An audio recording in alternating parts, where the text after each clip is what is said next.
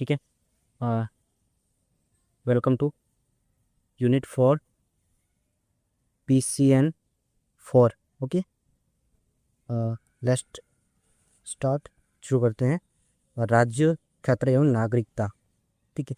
भारत में क्षेत्रीय परिवर्तन हेतु मर्जित संविधान के भाग 1 में निहित संवैधानिक प्रावधानों द्वारा शासित होते हैं और सुप्रीम कोर्ट, सर्वोच्च न्यायालय ने संवैधानिक प्रावधानों में विद्यमान रिक्तियों को 2 प्रमुख निर्णयों के माध्यम से संबोधित किया है। भाग 1 के अंतर्गत आर्टिकल 1 से 4 के कारण होने वाले परिवर्तन वस्तुतः सदैव अनुसूची 1 में किए जाते हैं और कभी कभी अनुसूची 4 में भी संशोधन किया जाता है। और राज्य के पुनर्गठन के लिए मानदंड सुझाने हेतु धार समिति, जेवीपी समिति और फजल अली आयोग की नियुक्ति की गई थी। और स्वतंत्रता के पश्चात भारत को भाग ए, भाग बी और भाग सी और भाग डी राज्यों के संयुक्त रूप में संगठित किया गया था। और बाद में 1956 में फजल अली आयोग की सिफारिशों को स्वीकार करते हुए भारत का पुनर्गठन 14 राज्यों, 6 संघ राज्य क्षेत्रों में किया गया। और वर्तमान में भारत में 28 राज्य और 8 संघ राज्य क्षेत्र है। भाग 1 भारत का संघ, उसका क्षेत्र। आर्टिकल 1 अनुच्छेद 1। ठीक है। अनुच्छेद 1 में क्या है? भारत अर्थात भारत को राज्यों का संघ घोषित करता है। ठीक है। और भारत का क्षेत्र इसमें निम्न शामिल है। क्या? राज्य क्षेत्र है, संघ राज्य क्षेत्र है। ठीक है। और भविष्य में अधिग्रहित किए जाने वाले क्षेत्र जैसे कि POK, पाक ऑक्यूपाइड कश्मीर है, तो ये सारी चीजें आएगी। और आर्टिकल 2 क्या है? अनुच्छेद 2 कहता है कि संसद विधि द्वारा भारत में नए क्षेत्रों को सम्मिलित कर सकती है।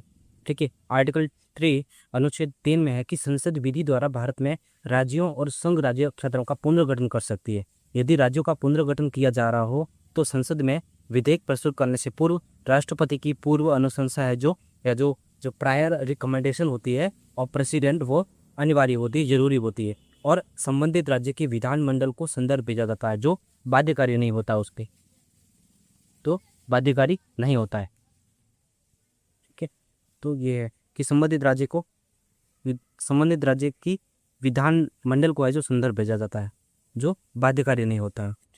अब इसका मतलब क्या है? जो बाध्यकारी नहीं होता, बाध्यकारी का मतलब ये है कि मतलब ये ऐसे बाध्यकारी नहीं होता है कि राज्य को राज्य वो उसको रिजेक्ट कर सकता नहीं। राज्य रिजेक्ट नहीं कर सकता, राज्य सिर्फ समर्थन कर सकता है। ठीक है। समर्थन कर सकता है। ठीक है। विरोध कर सकता है, विरोध नहीं कर सकता। ठीक है।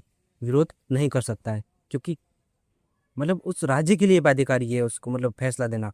ठीक है। बाध्यकारी ऐसे है कि समर्थन कर सकता है, या तो समर्थन करे या फिर कोई सुझाव दे। ठीक है। और जो सुझाव देता है, अगर विरोध तो बिल्कुल नहीं कर सकता, अगर कोई सुझाव देता है तो भी वो संसद के ऊपर डिपेंड है कि वो माने या न माने। तो ये चीज़ है कि राज्य को अनुमति देनी पड़ती है। तो ये है, देखा हमने। नेक्स्ट है आर्टिकल 4।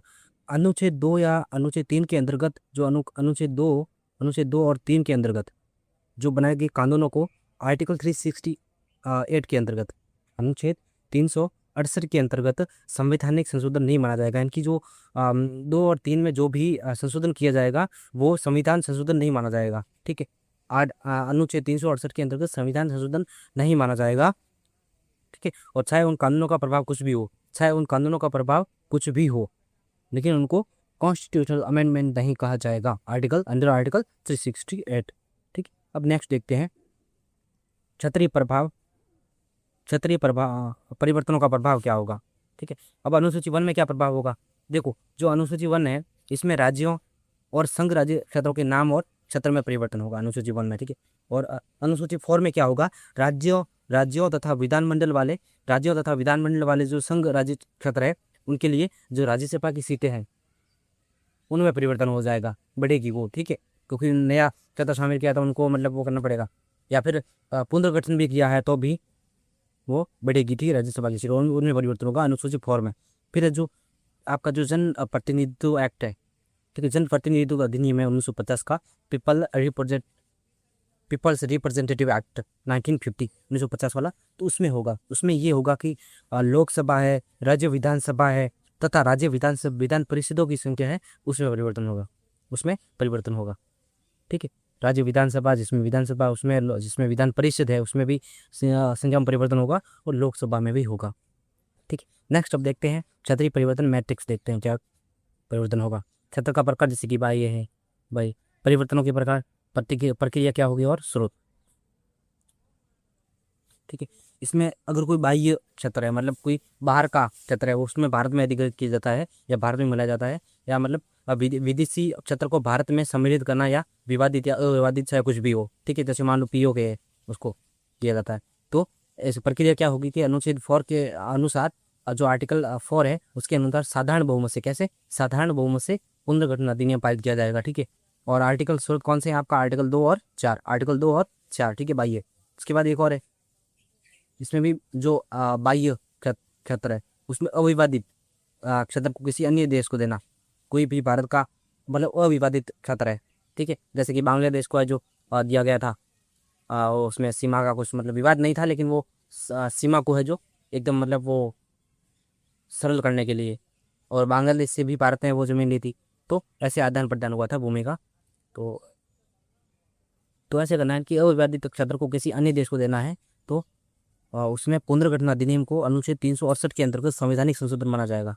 ध्यान रखना, अगर भारत का कोई अविवादित क्षेत्र है, उसको अगर किसी और देश को दिया जाता है, तो उसमें क्या होगा कि उसमें पुनर्गठन अधिनियम 368 के अंतर्गत संवैधानिक संशोधन माना जाएगा, तथा विशेष बहुमत जो 2 है, विशेष बहुमत 2 है, उससे पारित किया जाएगा। विशेष बहुमत 2 का मतलब है कि आधे से अधिक राज्यों का समर्थन। ठीक है। आधे से अधिक राज्यों का समर्थन। और ये आपका स्रोत क्या है, जो बेरूबारी इंडियन यूनियन और बेरीबारी यूनियन 1960 का जो मामला था, बेरीबारी यूनियन, उसमें ये प्रावधान किया गया था, यानी कि अविवादित क्षेत्र को किसी अन्य देश को सौंपा जाएगा, तो उसमें उसको राज्य पुनर्गठन अधिनियम को अनुच्छेद 368 के अंतर्गत संविधान संशोधन माना जाएगा। क्योंकि देखो हमने आगे देखा है कि उसमें मतलब इसमें जो भी 2 और 3 में जो भी परिवर्तन होगा उसको संविधान संशोधन नहीं कहा जाएगा। ठीक है। तो फिर क्या किया, फिर उन्होंने ये जो बेरूबारी और यूनियन वाला केस आया, तो उसमें सुप्रीम कोर्ट ने वर्डिक्ट दिया कि जो अविवादित क्षेत्र है भारत का, कोई भी वो राज्य को सौंपा जाएगा, तो उसमें वो आर्टिकल 368 के अंदर आएगा। ठीक है। अब देखते हैं कोई भी बाह्य क्षेत्र है, विवादित क्षेत्र है कि भारत का कोई भी विवादित क्षेत्र है, उसको अगर किसी अन्य देश को दिया जाता है, तो साधारण बहुमत से, क्या साधारण बहुमत से पुनर्गठन अधिनियम पारित किया जाएगा। साधारण बहुमत से, कैसे साधारण बहुमत से पुनर्गठन अधिनियम पारित किया जाएगा, लेकिन वो संवैधानिक संशोधन नहीं होगा विवादित क्षेत्र को, लेकिन अविवादित क्षेत्र को दे रहे हो तो वो जरूर होगा। ठीक है। और इसमें मगन भाई बनाम भारत संघ, ये मामला दिया था, मगन भाई बनाम भारत संघ 1969 का मामला है, उसमें दिया गया था। उसके बाद आंतरिक परिवर्तन, की देश के अंदर ही कुछ परिवर्तन करना, इंटरनल चेंजेस करना है। ठीक है। तो उसमें विद्यमान राज्यों के नाम, विद्यमान जो भी राज्यों के नाम और क्षेत्र में परिवर्तन करना मान लो। ठीक है। तो आर्टिकल 4 अनुच्छेद 4 के अनुसार साधारण बहुमत से पुनर्गठन अधिनियम, साधारण बहुमत से, कैसे साधारण बहुमत से पुनर्गठन अधिनियम पारित किया जाएगा, साधारण बहुमत से। ठीक है। पुनर्गठन अधिनियम पारित किया जाएगा। और साथ ही राष्ट्रपति की पूर्व अनुशंसा, ध्यान रखना, राष्ट्रपति की जो प्रायर रिकमेंडेशन है वो जरूरी होती है, तथा राज्य विधानमंडलों को गैर बाध्यकारी संदर्भ आवश्यक है। ठीक है। गैर बाध्यकारी संदर्भ आवश्यक है। गैर बाध्यकारी का मतलब ये हुआ कि जो भी राज्य, मतलब राज्य के पास ये इससे संबंधित विधेयक आएगा, तो राज्य मतलब उसको अस्वीकार नहीं कर सकता, स्वीकार ही कर सकता और संशोधन भी देगा। ठीक है। उसके बाद अगर वो पास नहीं करता तो फिर अपने आप पास हो जाएगा। ठीक है। तो केंद्र सरकार इसके लिए बाध्य नहीं है। ठीक है। और जो भी अगर संशोधन भी करता है राज्य, तो उसमें वो भी संशोधन संसद के ऊपर डिपेंड करेगा कि वो माने या न माने। ठीक है। तो इसके स्रोत कौन से हैं, स्रोत की बात करें तो अनुच्छेद 3 और 4, अनुच्छेद 3 और 4। ठीक है। उसके बाद आंतरिक परिवर्तन इसमें करना है, विद्यमान राज्य क्षेत्रों के नाम और परिवर्तन करना है।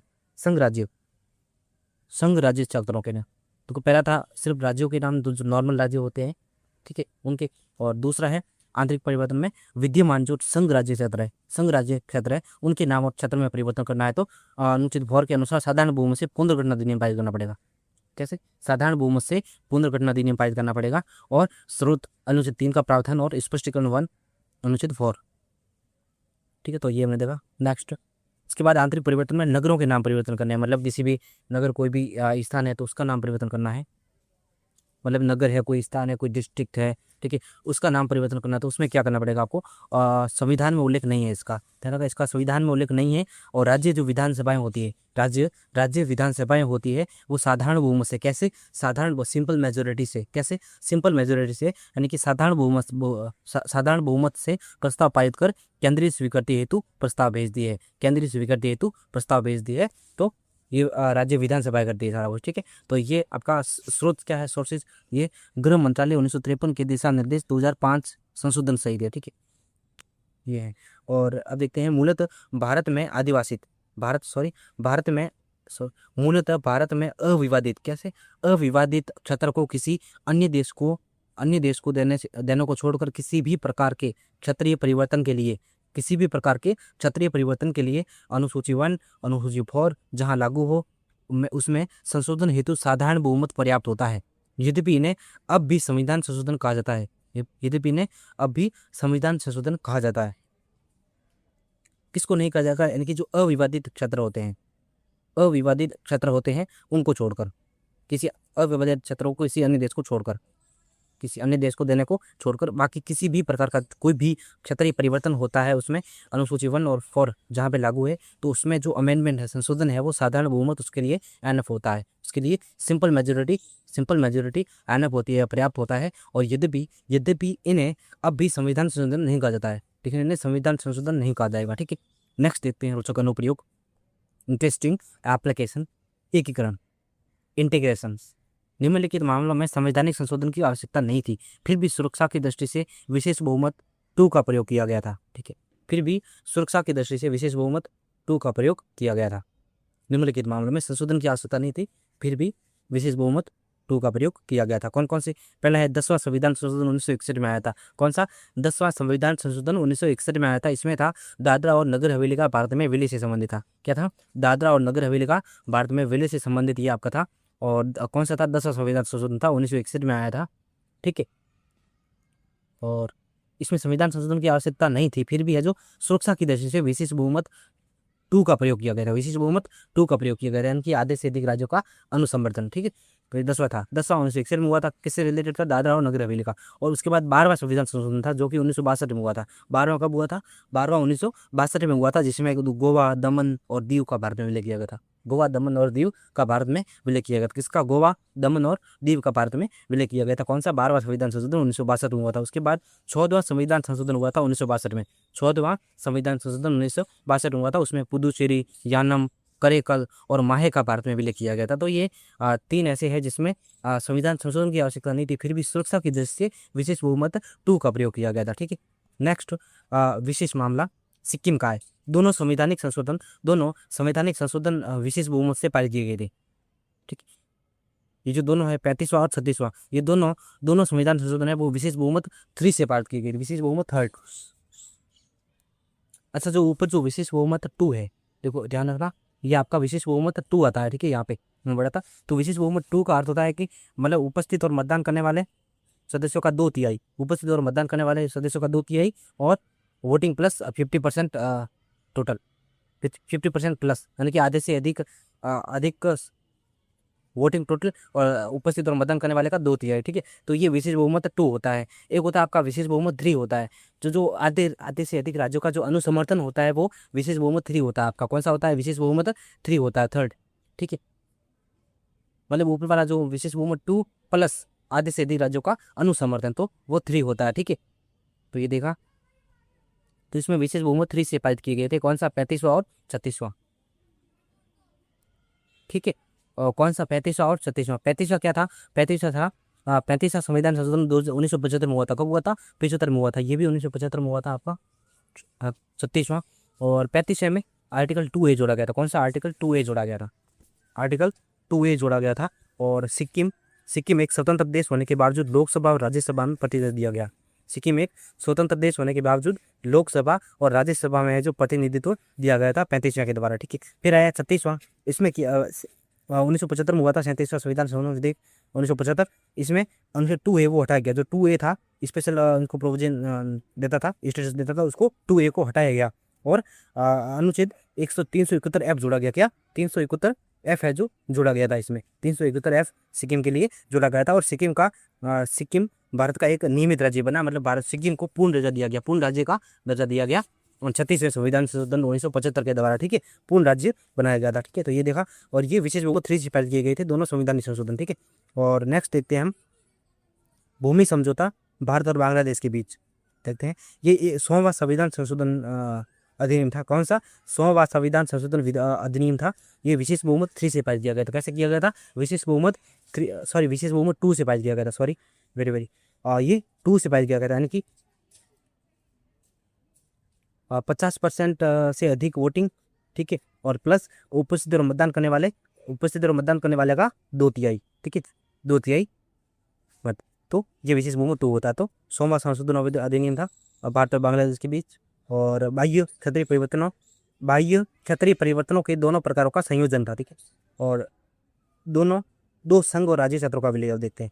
दादरा और नगर हवेली, दमन तथा दीव, दादरा और नगर हवेली और दमन और दीव संघ राज्य क्षेत्रों का विलय अधिनियम 2019, ये संवैधानिक संशोधन नहीं था, ध्यान रखना। दादरा और नगर हवेली, दमन और दीव संघ राज्य क्षेत्रों का विलय अधिनियम 2019 आया था, ये संवैधानिक संशोधन नहीं था। और राष्ट्रपति की पूर्व अनुशंसा और राज्य विधानमंडलों के संदर्भ की भी इसमें आवश्यकता नहीं थी। ये वेरी इंपॉर्टेंट है कि राष्ट्रपति की पूर्व अनुशंसा भी जरूरी नहीं थी और राज्य विधानमंडल के संदर्भ की भी आवश्यकता नहीं थी, ठीक है। इन दोनों की भी आवश्यकता नहीं थी, ना तो राज्य विधानमंडल के संदर्भ की आवश्यकता थी और ना ही राष्ट्रपति की पूर्व अनुशंसा, ठीक है, ना ही राष्ट्रपति की पूर्व अनुशंसा और विधानमंडल की संदर्भ की आवश्यकता भी नहीं थी, दोनों नहीं थी, ठीक है। अब नेक्स्ट देखते हैं भारत के राज्य पुनर्गठन की समय रेखा देखते हैं। भारत के राज्य पुनर्गठन की समय रेखा 1947 से वर्तमान तक, ठीक है। अब देखते हैं भारत के राज्य पुनर्गठन की समय रेखा 1947 से वर्तमान तक।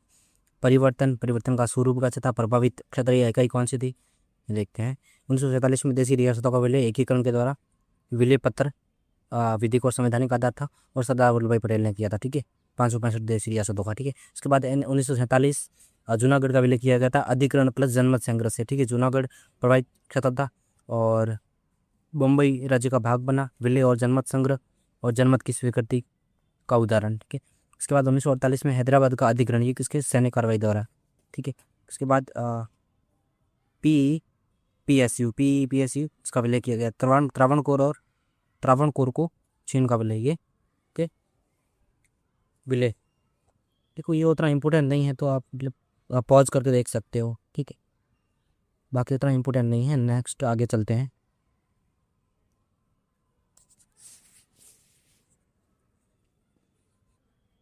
ठीक है, राज्य पुनर्गठन अधिनियम 1956, ये 7वां संविधान संशोधन अधिनियम 1956 के साथ संबंध था और प्रारंभ में धार समिति या JVP समिति, ठीक है, जवाहरलाल नेहरू, वल्लभ भाई पटेल और पंडित जवाहरलाल नेहरू, ये थी, ठीक है। JVP समिति ने भाषाई आधार पर राज्यों के पुनर्गठन के विरुद्ध सिफारिश की थी। भाषाई आधार पर राज्यों के पुनर्गठन के विरुद्ध, ध्यान रखना, विरुद्ध उन्होंने सिफारिश की थी। जबकि फजल अली आयोग था, उसने भाषा प्लस सुरक्षा प्लस प्रशासनिक व्यवहार्यता आदि के संतुलित दृष्टिकोण की सिफारिश की थी। भाषा, सुरक्षा और प्रशासनिक व्यवहार्यता किसने? फजल अली आयोग ने, ठीक है। उसके बाद चरण 1 में एकीकरण और प्रारंभिक वर्गीकरण हुआ 1947 से 1950, ठीक है। उसके बाद चरण 2 आया जिसमें भाषाई पुनर्गठन हुआ 1953 से 1956 तक, ठीक है। देन चरण 3 आया जिसमें नए राज्यों का निर्माण हुआ 1960 से 1987 तक। उसके बाद चरण 4 आया, उसमें संघ राज्य क्षेत्रों के राज्यों का दर्जा और पूर्वोत्तर का विस्तार किया गया 1987 में, ठीक है। उसके बाद चरण 5 आया जिसमें छोटे राज्यों का निर्माण हुआ 2000 तक, ठीक है। उसके बाद चरण 6 आया, इसमें हाल के परिवर्तन हुए, यानी कि अभी के रिसेंटली 2014 से 2020 तक से परिवर्तन।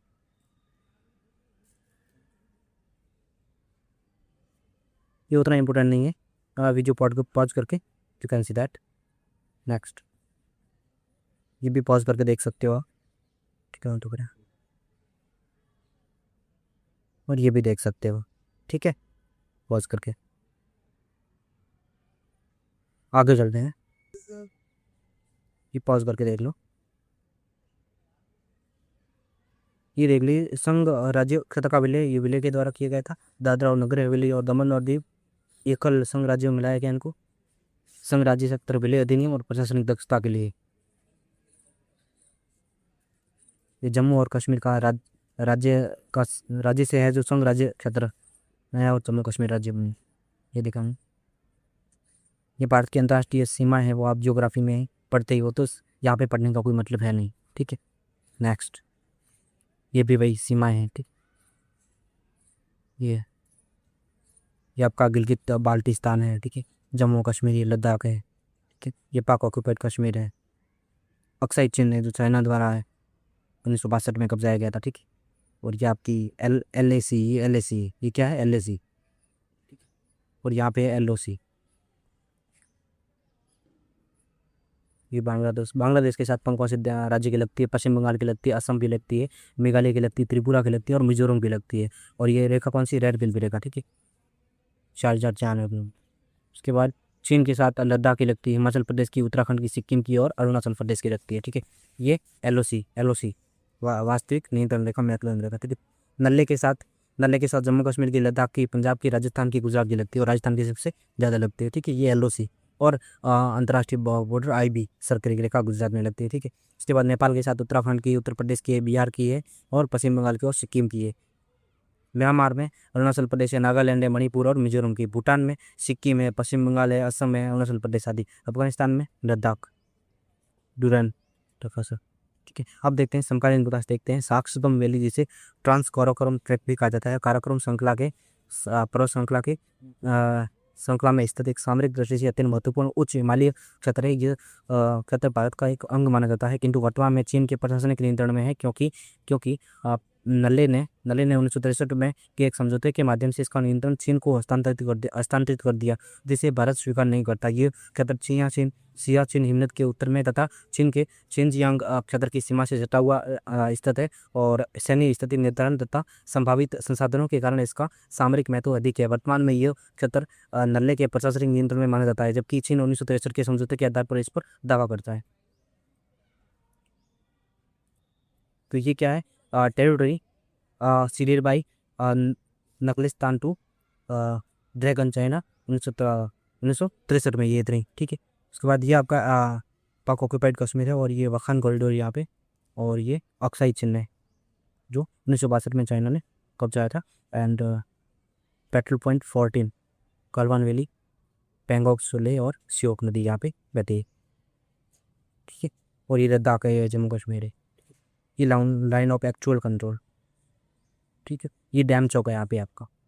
नेक्स्ट, वखान कॉरिडोर अफगानिस्तान के बद्स खान प्रांत के में स्थित एक संकीर्ण भूभाग है, जिसकी सीमा गिलगित बाल्टिस्तान, पाक अधिकृत जम्मू एंड कश्मीर के अधीन तथा खैबर पख्तूनख्वा पूर्ववर्ती उत्तर पश्चिम सीमा प्रांत से मिलती है। इसकी लगभग 75 किलोमीटर लंबी पूर्वी सीमा चीन के शिनजियांग प्रांत से जुड़ी है, जो ऐतिहासिक रेशम मार्ग का हिस्सा थी। इस देश ने अफगानिस्तान के माध्यम से चीन को मध्य एशिया, यूरोप और दक्षिण एशिया से जोड़ा। ये कॉरिडोर लगभग 350 किलोमीटर लंबा तथा विभिन्न भागों से 20 से 60 किलोमीटर चौड़ा है, और इसका कुल क्षेत्रफल लगभग 10,300 वर्ग किलोमीटर है। इसका दुर्गम भूभाग और सीमित पहुंच आवागमन को अत्यंत कठिन बनाती है, और मुख्य मार्ग लिटिल पामीर के पूर्व में स्थित लगभग दुर्गम पर्वतीय क्षेत्र से गुजरता है। यह आपका वखान कॉरिडोर यहाँ पे। नेक्स्ट देखते हैं, ये उज्बेकिस्तान है, तुर्कमेनिस्तान है, तजिकिस्तान है, चाइना, यहाँ पे इंडिया, यहाँ पे नल्ला, यहाँ पे अफगानिस्तान। तो ये वखान कॉरिडोर यहाँ पे। ये अंतर्राष्ट्रीय सम्मेलन गवर्निंग टेरिटरी का मैप है। ठीक है, 116। अब अंतर्राष्ट्रीय सम्मेलन गवर्निंग टेरिटरी देखते हैं। संयुक्त राष्ट्र समुद्र विधि सम्मेलन, ये 1952 का है, और 94। ये क्षेत्रीय परिक्षेत्र कौन सा है? समुद्री क्षेत्र है, और दायरा महासागरों के लिए व्यापक विधिक ढांचा बनाना, और प्रमुख प्रावधान है कि प्रादेशिक सागर, विशेष आर्थिक क्षेत्र, महाद्वीपीय शेल्फ और उच्च समुद्र की परिभाषा। ठीक है, महत्वपूर्ण तथ्य, भारत ने 1995 में अनुमोदन किया था, रेटिफिकेशन किया था, और इसे महासागरों का संविधान कहा जाता है। ठीक है, महासागरों का संविधान। फिर महाद्वीपीय शेल्फ सम्मेलन, ये 1958 का है, समुद्री तल से रिलेटेड और समुद्री तल के संसाधनों पर अधिकार इसका दायरा है, और इसमें प्रमुख प्रोविजन से देखें तो तटीय राज्यों को महाद्वीपीय शेल्फ के संसाधनों पर नियंत्रण, आधुनिक महाद्वीपीय शेल्फ व्यवस्था का आधार। ठीक है, इसके बाद उच्च समुद्र सम्मेलन 1958 का, उच्च समुद्र इसका क्षेत्रीय परिषद है, और इसमें दायरा इसका है नो बाउंड और मत्स्य पालन की स्वतंत्रता प्रावधान है। इसमें उच्च समुद्र सभी राज्यों के लिए खुले हैं, और नो वैन की स्वतंत्रता सिद्धांत इसके लिए महत्वपूर्ण है। अंटार्कटिक संधि, ये 1959 में हुई थी, ध्रुवीय क्षेत्र परिक्षेत्र है उसका। ठीक है, क्षत्रिय परिक्षेत्र। और अंटार्कटिका का शासन और क्षत्रिय दावों को स्थगित किया और शांतिपूर्ण उपयोग। अंटार्कटिका को वैश्विक साझा क्षेत्र माना जाता है, ठीक है। और इसके बाद मैड्रिड प्रोटोकॉल, अंटार्कटिक संधि का पर्यावरण संरक्षण प्रोटोकॉल 1991 का अंटार्कटिक और पर्यावरण संरक्षण खनन पर इसमें प्रतिबंध लगाता है ये, और कम से कम 2048 तक है जो खनन पर निश्चित है। उसके बाद देखते हैं स्वालबोर्ड संधि क्या 1920 में हुई थी, आर्कटिक क्षेत्र से रिलेटेड है। स्वालबोर्ड संधि आर्कटिक क्षेत्र से रिलेटेड है और नार्वे की संप्रभुता के साथ साझा अधिकार और हस्ताक्षरकर्ता देशों को समान आर्थिक अधिकार है, और भारत आर्कटिक परिषद में पर्यवेक्षक है। बाह्य अंतरिक्ष संधि ये 1967 की है। बाह्य अंतरिक्ष और अंतरिक्ष शासन, अंतरिक्ष में क्षत्रिय दावा निषिद्ध और चंद्रमा पर किसी भी राज्य का दावा नहीं हो सकता, ये बाह्य अंतरिक्ष संधि है, ठीक है। एक्सटर्नल स्पेस ट्रीटी, ठीक है, 1967 की है। और अंतर्राष्ट्रीय नागर विमानन सम्मेलन शिकागो सम्मेलन 1944 का है, और वायु क्षेत्र है इसका, और विमानन विधि और इसका प्रोविजंस प्रावधान है। वायु क्षेत्र पर राज्य की संप्रभुता और अंतर्राष्ट्रीय नागर विमानन संगठन का आधार है ये। अंतर्राष्ट्रीय समुद्री तल पर लेंगे, ये रहता है, ये इंपोर्टेंट नहीं है। उसके बाद आर्कटिक परिषद का ढांचा 1996 आर्कटिक क्षेत्र से रिलेटेड है। शासन संबंधी सहयोग संप्रभुति को परिभाषित नहीं करता है। आर्कटिक क्षेत्र में सहयोगात्मक व्यवस्था। उसके बाद अंकलॉस UNCLOS द्वारा परिभाषित कोर टेरिटोरियल जोन, ठीक है, कोर टेरिटोरियल जोन, ठीक है, क्षेत्र, तट से दूरी, संप्रभुता का स्तर और प्रमुख अधिकार। प्रादेशिक सागर, 12 समुद्री मील, पूर्ण संप्रभुता, स्तरीय क्षेत्र के समान अधिकार। उसके बाद संलग्न क्षेत्र है 24 समुद्री मील, सीमित संप्रभुता इस पर, और सीमा शुल्क आवर्जन और संबंधित नियंत्रण तहसील। उसके बाद विशेष आर्थिक स्पेशल इकोनॉमिक जोन होता है आपका, ये 200 समुद्री मील, और आर्थिक संप्रभुता और संसाधनों का दोहन और उपयोग। महाद्वीपीय शेल्फ ये 350 समुद्री मील तक है। समुद्री तल से संसाधनों पर अधिकार, तेल एवं गैस संसाधनों का उपयोग, कुछ समुद्र विशेष आर्थिक क्षेत्र से परे, कोई संप्रभुता नहीं होती। वैश्विक साझा क्षेत्र।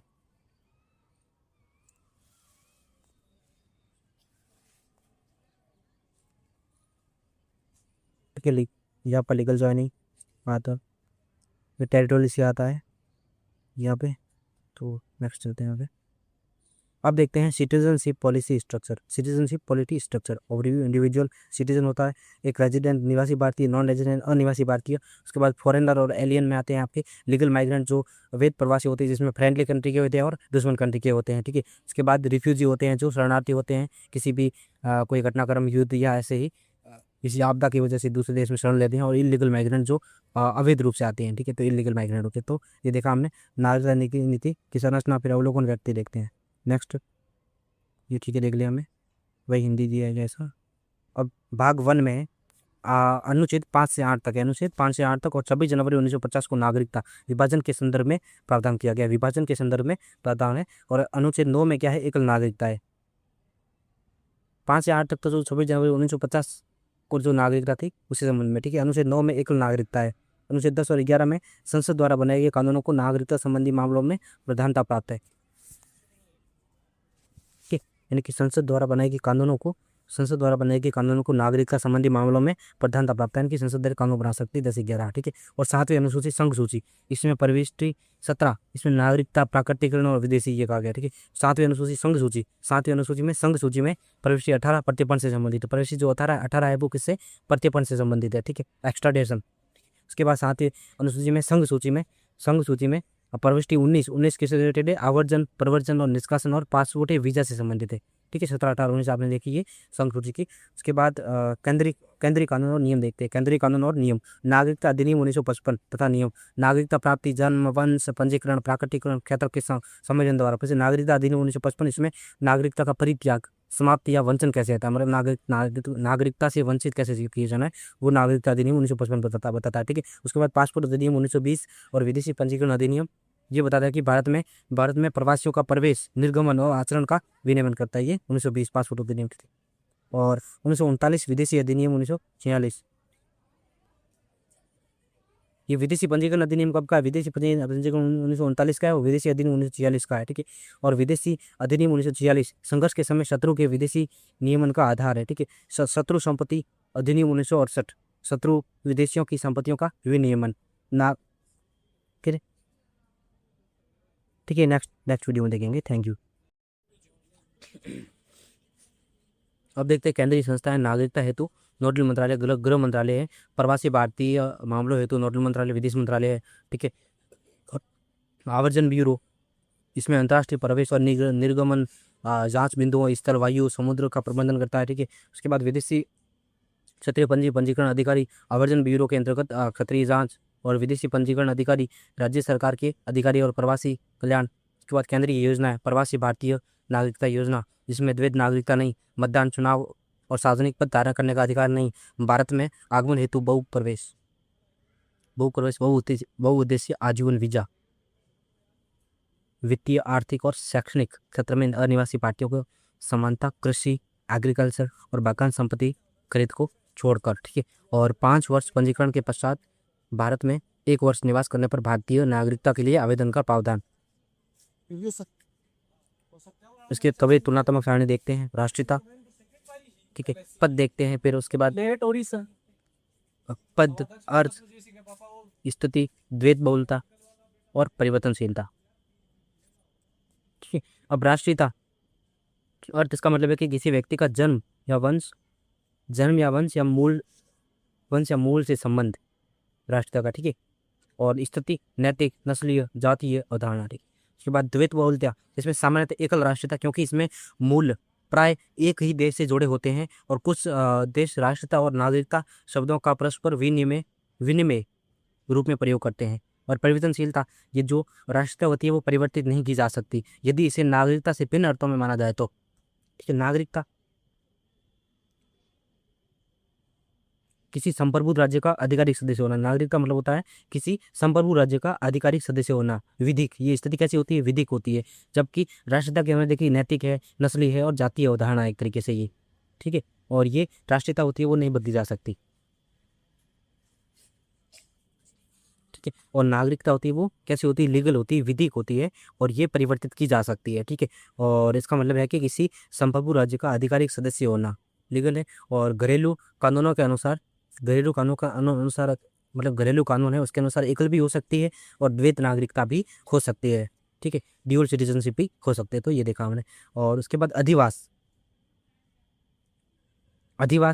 ये राष्ट्रीय स्तर पर और अधिवास ये स्थायी निवास, वहाँ वह स्थायी निवास स्थान जहाँ व्यक्ति अनिश्चित काल तक रहने के लिए उद्देश्य से रहता है।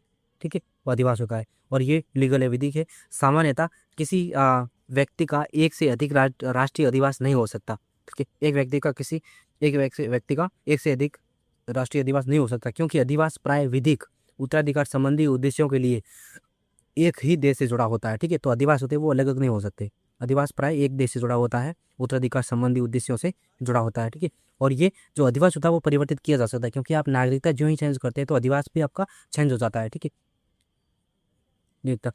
उसके बाद अधिवास राज्य स्तर पर देखते हैं। एक तो होता है ये नेशनल स्तर पर हम देखा, राज्य स्तर पर किसी देश के भीतर किसी विशेष राज्य में व्यक्ति के स्थायी निवास की ये विधिक अवधारणा है। और विधिक तथा कल्याणकारी अवधारणा, ये विधिक और कल्याणकारी अवधारणा, ये अवधारणा कैसी है, विधिक और कल्याणकारी अवधारणा है। और सामान्यतः किसी व्यक्ति का एक से अधिक राज्य अधिवास नहीं होता है। ठीक है, किसी व्यक्ति का एक से अधिक राज्य अधिवास नहीं हो सकता है और ये परिवर्तित किया जा सकता है, किंतु इसको बार बार परिवर्तित नहीं कर सकते आप। ठीक है, और निवास देखते हैं कि हमने अधिवास देखा, अधिवास। अब देखते हैं निवास। निवास का मतलब है कि किसी देश में वर्तमान में रहने की भौतिक स्थिति है। अधिवास थोड़ा मतलब निवास से ऊपर है, यानी कि मतलब थोड़ा विधिक। ठीक है, जबकि जो निवास होता है वो मतलब आप वर्तमान में किस देश में रह रहे हो। ठीक है, आपके पास सिटीजनशिप किसी और देश की है लेकिन आप किसी और देश में रह रहे हो ज़्यादातर समय, तो वो निवास होता है। यानी कि किसी देश में वर्तमान में रहने की भौतिक स्थिति होती है, मतलब फिजिकली यहाँ कहाँ पे रह रहे हो आप। और ये विधिक भी है, ये भौगोलिक भी होती है और आर्थिक भी होती है। ये विधिक, भौगोलिक और आर्थिक दोनों होती है निवास। ठीक है, और इसमें विभिन्न उद्देश्यों के लिए किसी व्यक्ति को अनेक देशों का निवासी माना जा सकता है। विभिन्न उद्देश्यों के लिए किसी व्यक्ति को अनेक देशों का निवासी माना जा सकता है। और कुछ देशों में जो टैक्स ईयर होता है, कर वर्ष के दौरान निश्चित दिनों तक रहने पर है जो निवास माना जाता है। ठीक है, उसके बाद इसे जो निवास है उसको परिवर्तित किया जा सकता है, बिल्कुल परिवर्तित कर सकते हो, निवास है वो परिवर्तित किया जा सकता है। राष्ट्रीय स्तर पर देखा, राज्य स्तर पर किसी राज्य में वर्तमान रहने की भौतिक स्थिति, किस राज्य में आप वर्तमान में रह रहे हो। ठीक है, ये विधिक है, भौगोलिक और आर्थिक भी हो सकती है। ठीक है, मतलब आप कमाने के उद्देश्य से किसी और राज्य में गए हो। ठीक है, या फिर भौगोलिक रूप से कुछ मतलब आपदा, ये तो किसी और राज्य में गए हो, तो ये हो सकता है। मतलब आपने किसी और देश में जमीन ली तो वहाँ रह रहे हो। तो ये होता है, ठीक है। और राष्ट्रीय स्तर के समान, ये राष्ट्रीय स्तर के समान होती है। और एक व्यक्ति अनेक राज्यों का निवासी हो सकता है। ध्यान रखना, एक व्यक्ति है वो अनेक राज्यों का निवासी हो सकता है, निवासी, ठीक है। मतलब किसी टाइम किसी और राज्य में रहे हो, ठीक है, फिर किसी कुछ महीने किसी और राज्य में, तो ये हो सकता है अलग अलग। और ये भी परिवर्तित किया जा सकता है, ठीक है, निवास। इसके बाद देखते हैं अवैध प्रवासी कौन होते हैं, लीगल माइग्रेंट कौन होते हैं। लीगल माइग्रेंट्स कौन होते हैं, वैध प्रवासी। इसका अर्थ है कि वह व्यक्ति जो वैध दस्तावेजों के साथ देश में प्रवेश करता है और निवास करता है, प्रवेश भी करता है और निवास करता है, तो वो वैध प्रवासी होते हैं। इसके लिए विधिक प्रावधान की बात करें तो विदेशी अधिनियम 1946, पासपोर्ट भारत में प्रवेश अधिनियम 1920, और पासपोर्ट अधिनियम 1967, और आवर्जन जांच नियम 1962, ठीक है। उसके बाद अधिकारों तक पहुँच देखते हैं। जो लीगल माइग्रेंट्स होते हैं, वैध प्रवासी होते हैं, उनके पास संविधान के अंतर्गत उपलब्ध मौलिक अधिकारों, जो फंडामेंटल राइट है, उनका अधिकार इनको मिलता है, ठीक है। और सिवाय उन अधिकारों के जो विशेष रूप से नागरिकों के लिए सुरक्षित है, मतलब उन अधिकारों का हकदार है जो विशेष रूप से नागरिकों के लिए सुरक्षित है, उन अधिकारों का, ठीक, मौलिक अधिकारों का लाभ मिलता है, ठीक है। उसके बाद आपराधिक विधियों की प्रयोज्यता देखते हैं। क्योंकि अब देखते हैं आपराधिक विधियों की प्रयोज्यता की भारतीय क्षेत्र में अन्य व्यक्तियों की बाती दंड विधियों के अधीन रहते थे, ठीक है। उसके बाद वैध प्रवासी शत्रु विदेशी देखते हैं। ऐसे देश का नागरिक जो भारत के साथ युद्ध की स्थिति में हो, ठीक, भारत के साथ युद्ध की स्थिति में हो, या आपके विधिक प्रावधान विदेशी अधिनियम 1946, शत्रु संपत्ति अधिनियम 1968, और पासपोर्ट अधिनियम 1967, ठीक है।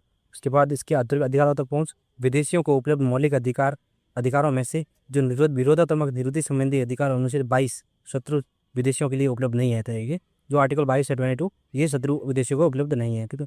और भारतीय दंड विधियों के अधीन उनकी स्थिति के कारण अतिरिक्त प्रतिबंध संभव है। उसके बाद स्थायी निवासी कौन होते हैं, ऐसे विदेशी नागरिक जिसे कुछ विशेष योग्यता या श्रेणियों के आधार पर भारत में अनिश्चित काल तक निवास करने का अधिकार प्रदान किया गया हो, ठीक है। और इसमें स्थायी निवास स्थिति योजना के अंतर्गत विनियमित किया जाता है इसको,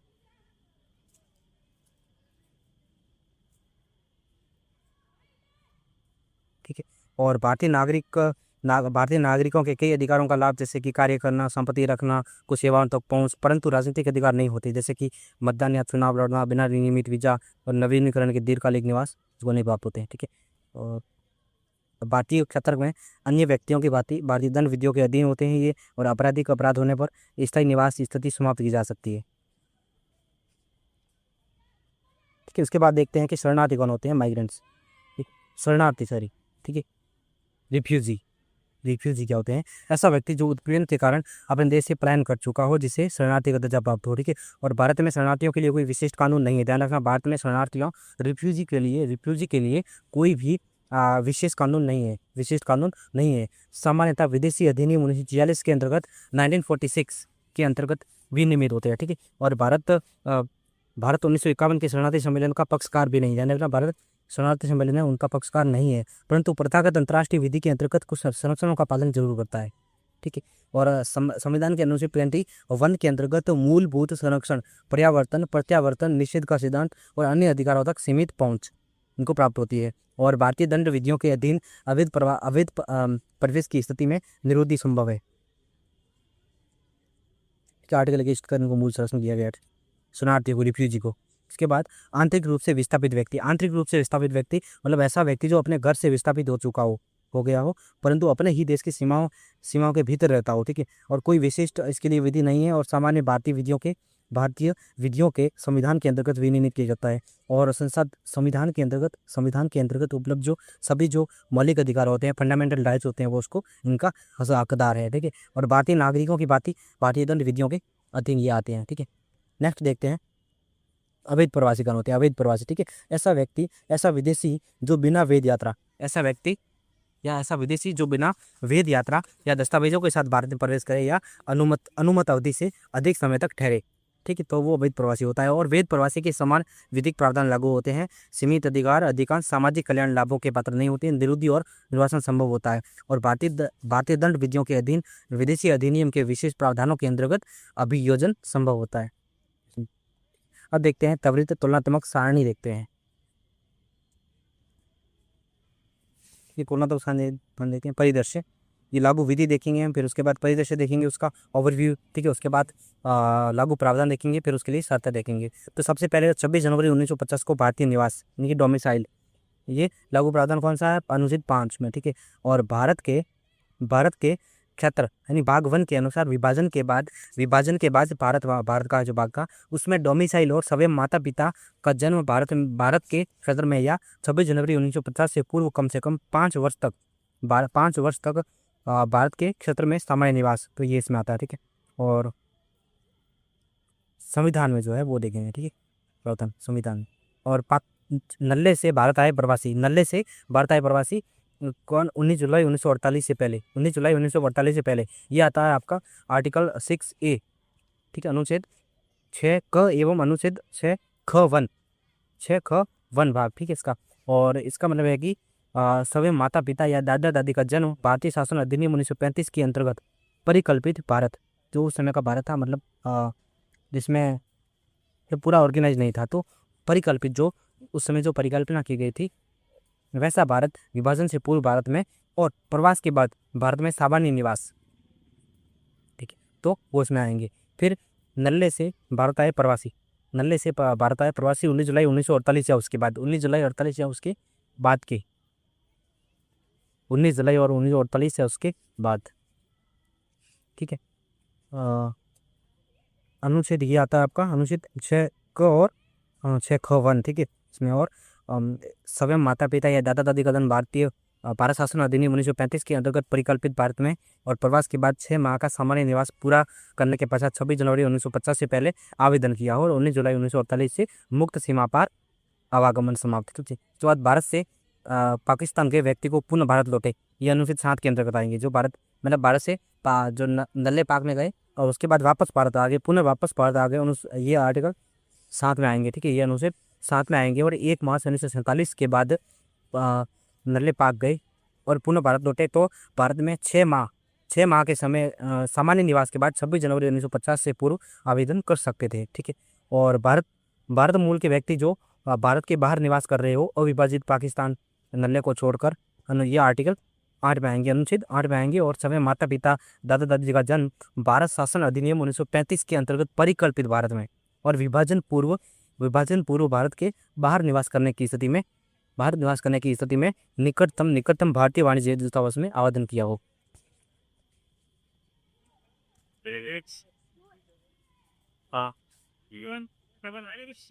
ठीक है, उसके बाद देखते हैं जन्म के आधार पर नागरिकता, ठीक है। जन्म के आधार पर नागरिकता ये आपके आती है धारा 3 में आती है। और 26 जनवरी 1950 30 जुलाई 1987 तक भारत में जन्म, और 1 जुलाई 1987 से 2 दिसंबर 2004 भारत में जन्म, और तथा जन्म के समय पिता भारतीय नागरिक, और 3 दिसंबर 2004 के बाद भारत में जन्म तथा एक अभिभावक भारतीय नागरिक हो, कम से कम एक अभिभावक भारतीय नागरिक हो और दूसरा अवैध प्रवासी न हो, ठीक है। उसके बाद वंश के आधार पर नागरिकता देखते हैं। वंश के आधार पर नागरिकता ये धारा 4 में आएगी। और 26 जनवरी 1950 से 9 दिसंबर 1992 तक भारत के बाहर जन्म परंतु पिता भारतीय नागरिक हो, और 10 दिसंबर 1992 के बाद भारत के बाहर जन्म और किसी एक अभिभावक का भारतीय नागरिक होना, ठीक है। और 3 दिसंबर 2004 के बाद जन्म के 1 वर्ष के भीतर भारतीय वाणिज्य दूतावास में अनिवार्य पंजीकरण। तो ये धारा 4 में वंश के आधार पर नागरिकता, ठीक है।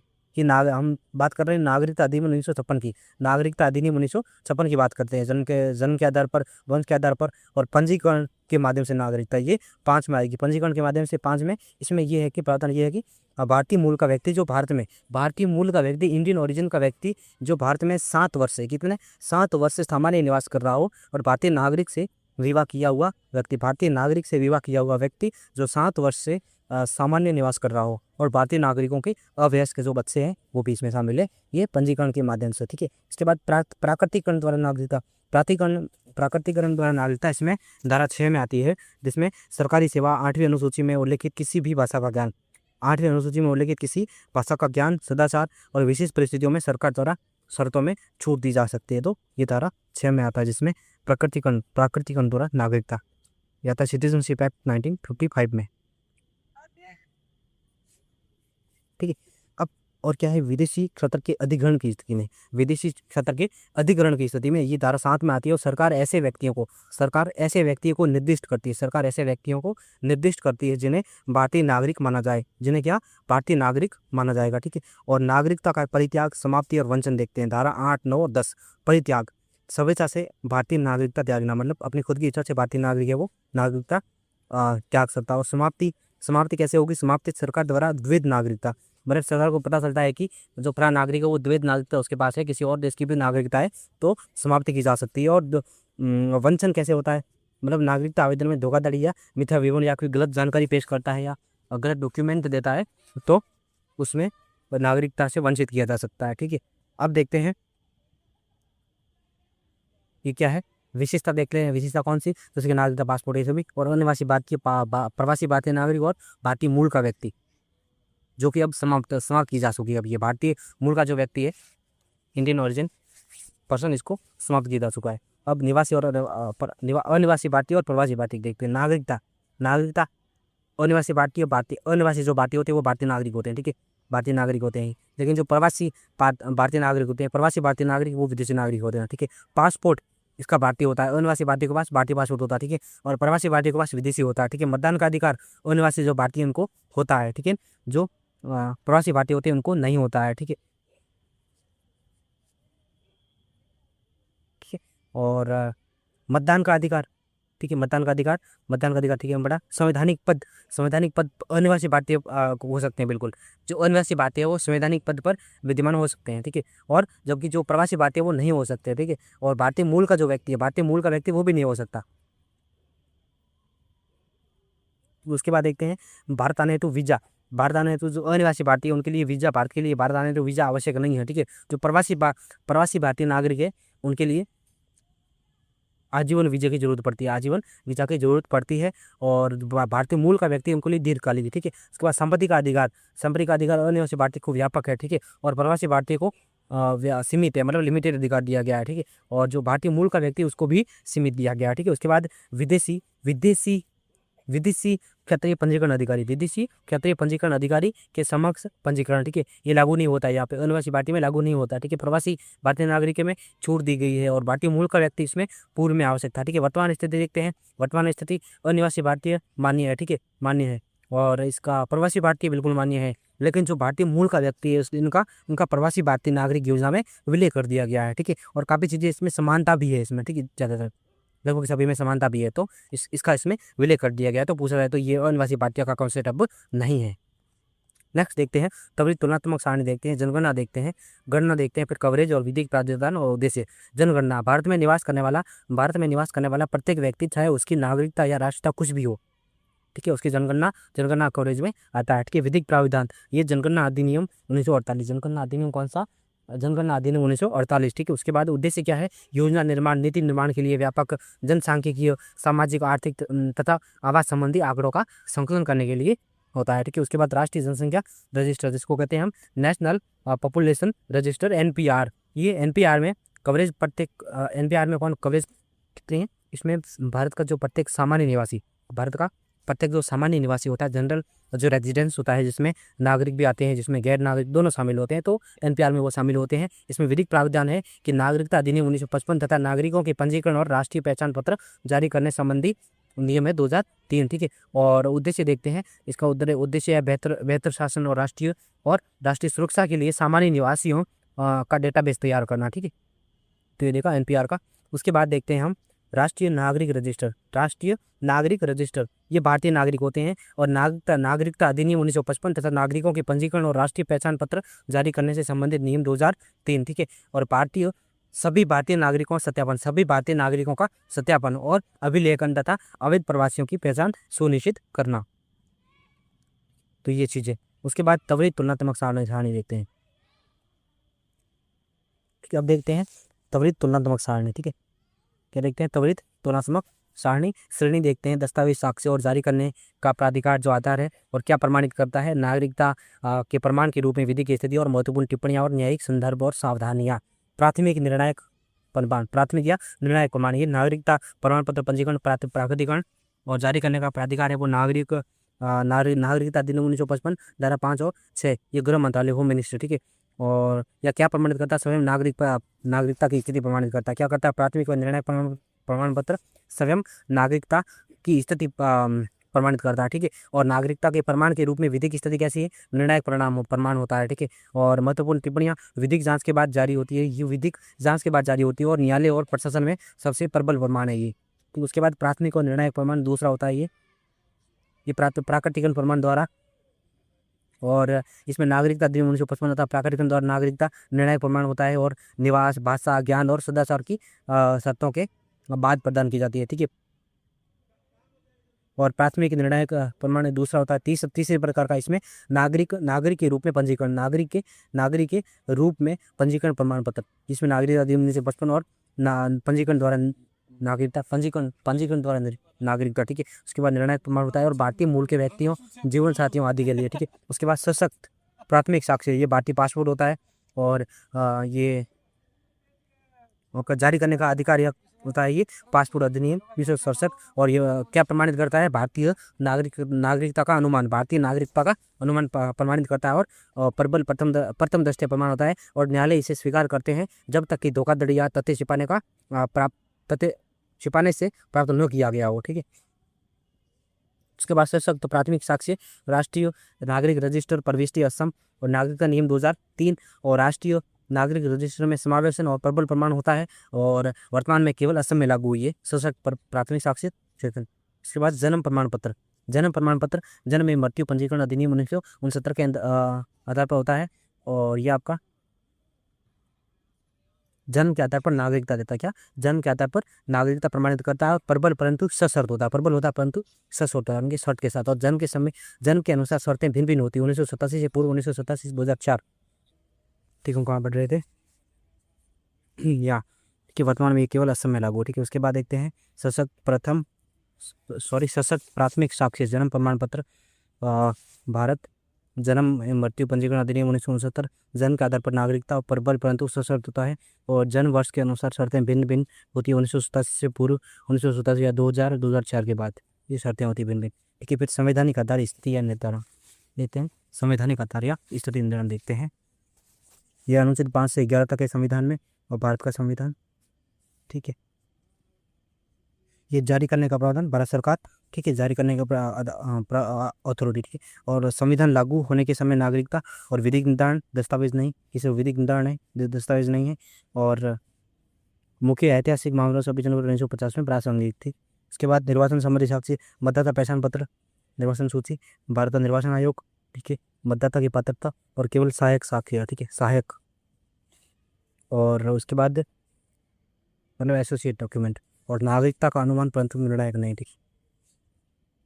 उसके बाद देखते हैं पहचान का निवास एवं दस्तावेज, नागरिकता प्रमाण पत्र नहीं, आधार कार्ड, ये भारतीय विशिष्ट पहचान पत्र प्राधिकरण पहचान और निवास का है लेकिन नागरिकता का प्रमाण पत्र नहीं है, क्या? ठीक है, नागरिकता का प्रमाण पत्र नहीं है। आधार अधिनियम तथा पुट्टास्वामी निर्णय 2018 में आया था, उसमें एक आ गया था, ठीक है। उसके बाद पहचान एवं निवास दस्तावेज, नागरिकता प्रमाण पत्र नहीं, स्थायी खाता संख्या कार्ड, भारत सरकार का आयकर विभाग कर पहचान और प्रमाण पत्र नहीं, विदेशी नागरिकता भी स्थायी खाता संख्या प्राप्त कर सकते हैं, ठीक है। उसके पहचान या निवास का दस्तावेज, नागरिकता का प्रमाण नहीं, ड्राइविंग लाइसेंस और राज्य परिवहन प्राधिकरण पहचान और निवास प्रमाण पत्र नहीं है, ठीक है। निवास के आधार पर जारी, राष्ट्रता के आधार पर नहीं। उसके बाद राशन कार्ड, राज्य सरकार निवास और का कल्याणकारी पात्रता के लिए जरूरी होती है और प्रमाणित प्रमाण नहीं है ये, और कुछ मामलों में गैर नागरिक भी इसमें शामिल है, ठीक है। उसके बाद बैंक या पासबुक उपयोगिता बिल, ये बैंक के सेवा प्रदाता पते का प्रमाण है, ठीक है, लेकिन ये प्रमाण नहीं है नागरिकता का, ठीक है, और केवल पूरक साक्ष्य के रूप में रख सकते हैं, ठीक है। उसके बाद वंश या वंशानुगत साक्ष्य, माता पिता, पासपोर्ट, नागरिकता प्रमाण पत्र, गृह मंत्रालय, पासपोर्ट प्राधिकरण और वंश के आधार पर नागरिकता, जिसमें सहायक या संयुक्त होने पर निर्णायक और विदेशों में जन्मे बच्चों के लिए आवश्यक है, ठीक है। सरकारी अभिलेख, जिसमें सेवा पुस्तिका या सरकारी कर्मचारी, केंद्र और राज्य सरकार, नागरिकता का अनुमान, सशक्त या सहायक साक्ष्य, ठीक है। उसके बाद सामान्य सरकारी तो नागरिकता आवश्यक, उसके बाद ये विशेष स्तरीय दस्तावेज, नागरिकता नहीं, ठीक है। प्रवासी भारतीय नागरिक कार्ड और नागरिकता अधिनियम 1955 और प्रवासी नागरिक के विशेष अधिकार, नागरिकता का प्रमाण पत्र नहीं, और प्रवासी भारतीय नागरिक विदेशी नागरिक होते हैं, प्रवासी भारतीय नागरिक विदेशी नागरिक होते हैं, ठीक है। नेक्स्ट, उसके बाद ये पूरा हो गया आपका। अगला जो यूनिट है आपका 5 वो करेंगे, ठीक है।